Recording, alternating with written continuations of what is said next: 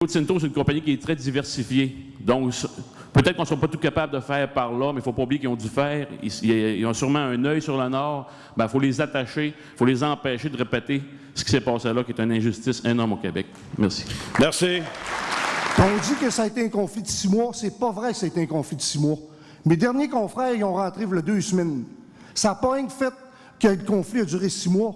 Ça a perduré le conflit. L'employeur s'est traîné les bottines pour redémarrer son usine puis nous faire payer le prix en double.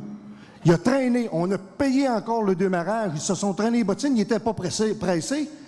Pendant que le conflit, on avait signé de bonne foi de rentrer travailler. Ils continuent à vendre du courant.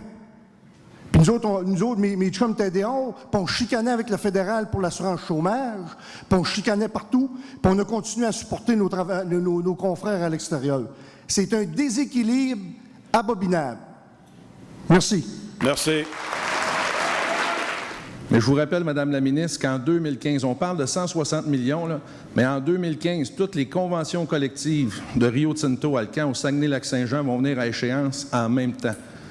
S'il faudrait que Rio Tinto, Alcan mette l'ensemble des travailleurs en lock-out en même temps, vous seriez, le gouvernement du Parti québécois, obligé d'acheter tout près de 1 milliard en électricité à cette multinationale étrangère-là.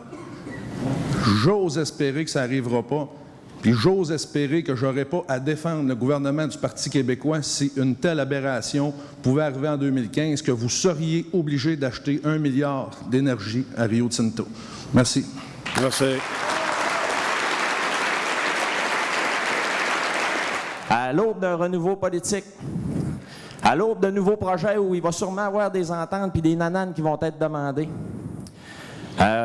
faut cesser ce genre d'entente. C'est pour ça que cette résolution contient ces demandes-là. Donc, délégué, monsieur le directeur, Madame la ministre, aidez-nous à ce que plus jamais nos ressources se retournent contre les travailleurs du Québec. Aidez-nous à rétablir la justice. Merci. Merci.